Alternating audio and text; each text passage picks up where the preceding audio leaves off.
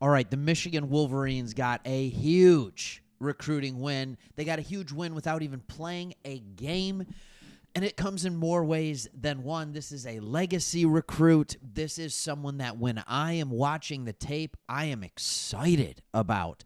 And he doesn't have all the pedigree, but again, with recruiting, there's some here and there. There's some what do we have here? There's some what do we have here? So without further ado, here's what we are looking at. The Michigan Wolverines have got a commit from Tommy Carr. This is CJ Carr's brother. This is Lloyd Carr's grandson. He has committed to Michigan. Now, at first you might say, okay, so we got the brother who's not as good at football. But I want to just take a second here, and I want to think back to when we all heard that CJ Carr was committed to Notre Dame. How did it make you feel? Go ahead, throw it down in the comments. If you're a Michigan diehard, how did it make you feel to see the legacy of Lloyd Carr, the bloodline of Lloyd Carr, go to Notre Dame? Like, that stunk, all right? And it just hurt. And to make it worse, he was like a 4 or 5 star quarterback, and he was 5-star in most circles, and he is a good quarterback.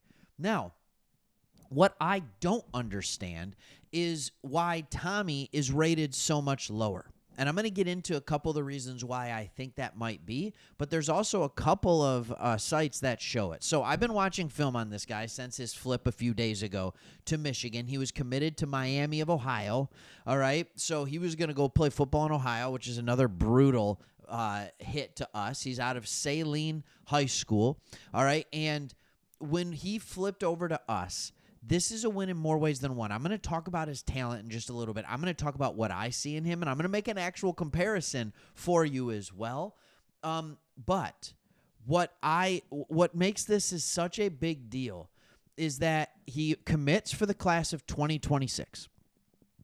Not only is he the grandson of former Wolverine head coach Lloyd Carr, he is the first in-state recruit for the 2026 class.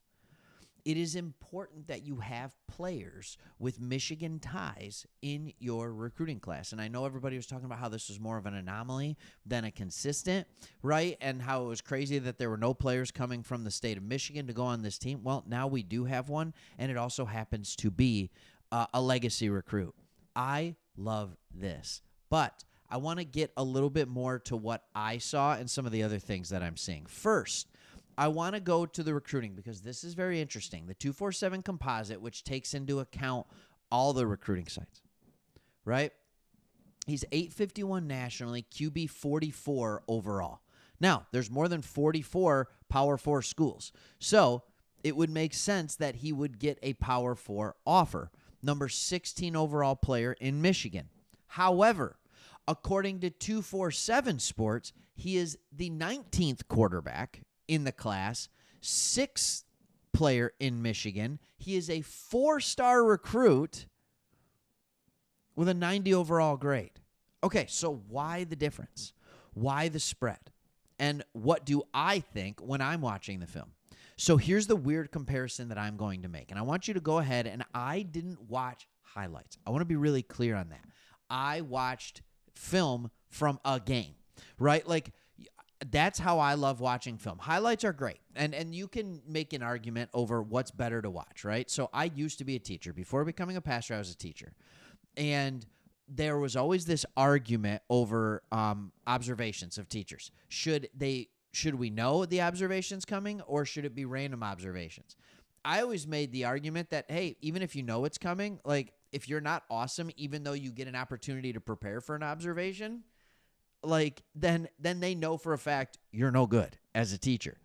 However, when it comes to scouting, when it comes to watching tape, there is something I think beneficial to watching just game film and highlights, because you want to see what the top level is, but you also want to see the mistakes and if they're coachable, if you can work on them. Here's some of the things that I noticed about him. First off, his size is actually pretty good. He's 6'3.5", 190 pounds, all right? And he had a pretty good record 2 years as a starter. Not bad. Obviously, the pedigree is good. What I saw was above average arm talent. I didn't see great arm talent, but based on the mechanics of it, how it comes out, I think some of that arm talent will excel greatly in college. I think some of it is simply putting on a little more muscle. I know that sounds weird when it comes to arm talent, but right now he's just kind of a lanky kid.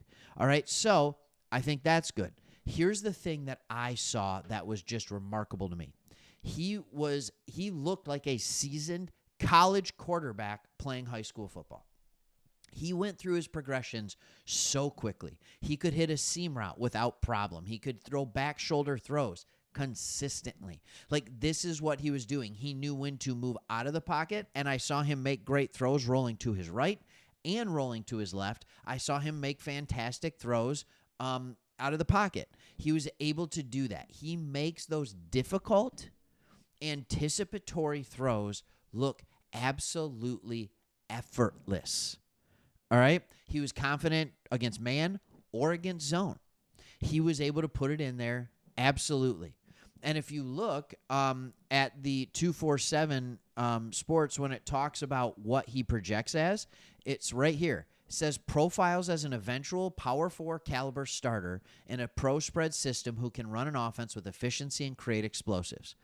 Possesses the physical traits, between the ears intangibles, and off-script playmaking prowess to potentially merit NFL draft consideration. This is done by Alan Treyu, who, by the way, respected recruiter, or respected evaluator, I should say.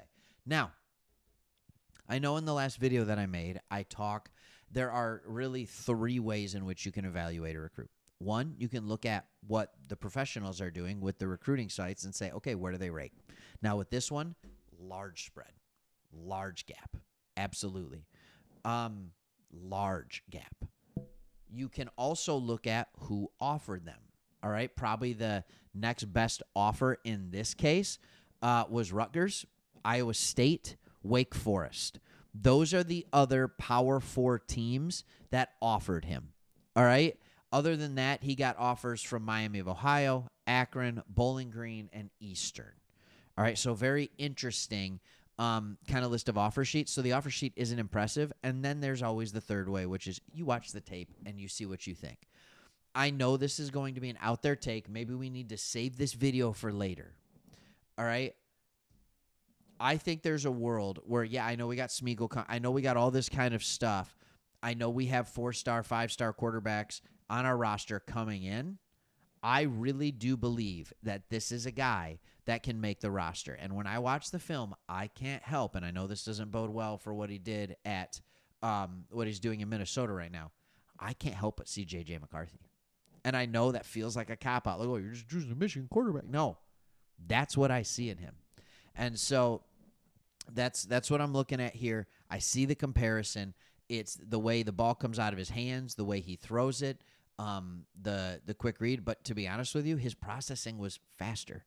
And if you remember J.J. McCarthy, when he first came out, when he first played against Georgia in the semifinal and stuff like that, everybody talked about how his arm strength was above average but not great. And then by the time he was more developed as a junior, right, his arm strength all of a sudden was one of those things that it's like, yeah, he has fantastic arm strength. I see that with this guy. I think he has the ability to be just like his brother. Why not? All right, this has been fun. I'm so happy. I love legacy recruits. I love legacy recruits. It's great to keep it in the family. He's a Michigan man through and through. And even though he knows he'll be buried on the depth chart probably for years, he said, I want to go to Michigan. Go Blue. All right? Hey, same to you. Hit that subscribe button if you haven't yet. If you're still watching, would love that. Thank you for supporting. We'll see you on the next one.